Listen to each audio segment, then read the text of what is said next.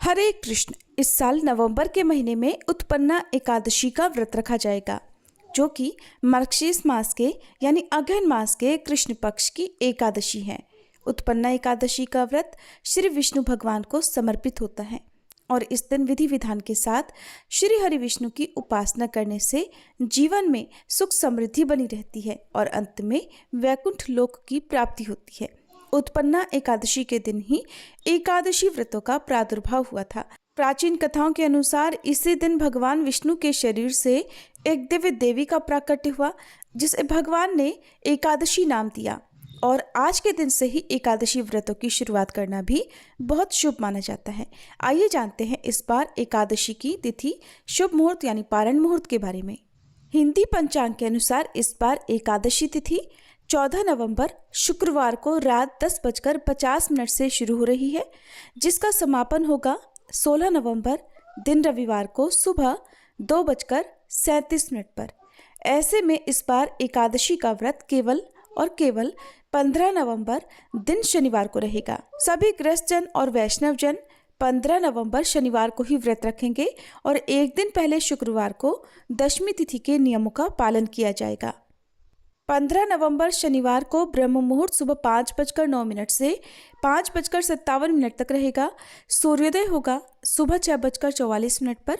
सूर्यास्त का समय शाम 5:38 रहेगा। प्रातःकाल पूजा आप सुबह 5:24 से 6:44 के बीच में कर सकते हैं।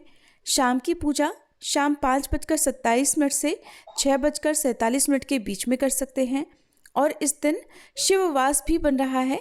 शिववास कैलाश पर होगा, जो कि बहुत ही शुभ संयोग माना जाता है।